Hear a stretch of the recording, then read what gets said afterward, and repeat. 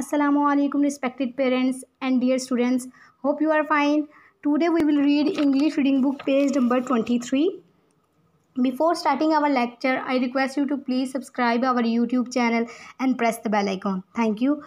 मैं आपको previous lecture में बता चुकी हूँ जब ए और म जैसे जब टू साउंड्स इकट्ठी होंगी तो उन्हें अलग से नहीं पढ़ेंगे, हम इन्हें इकट्ठा पढ़ेंगे, इसे एक वर्ड बना देंगे। जैसे कि एम है तो हम इन्हें एम पढ़ेंगे, एम एम एम एम। अब ये दोनों फ्रेंड्स बन गए हैं तो अब हम इन्हें एम एम पढ़ेंगे, ड एम डैम।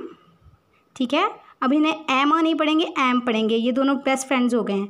ड एम डैम, एम फैम, ग एम गैम, ज एम जैम, ल एम लैम। अब एन भी फ्रेंड्स बन गए। ये क्या, अब इनकी क्या साउंड बन जाएगी दोनों की? एन एन एन एन, ब एन बैन, ख एन खैन, फ एन फैन, म एन मैन, फ एन फैन।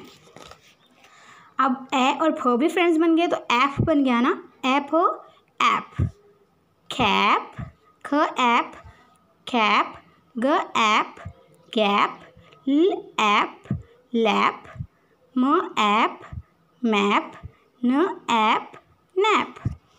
नेक्स्ट है वर्ड्स ज एम जैम, ख एन कैन, फ एन फैन, ख ऐप कैप, म ऐप मैप। इस तरह से ये हमारा कंप्लीट हो चुका है। तो आपने ये 2 डेज़ में बच्चों को ये कंप्लीट करवाना है पेज, और बच्चों को डेली बेस पे पीछे से रिवीजन करवाएं। थोड़ी स्टार्ट में बच्चे को प्रॉब्लम होगा लफ्ज़ को याद करने में, लेकिन फिर वो खुद ही वर्ड्स बनाना शुरू कर देगा। Thank you.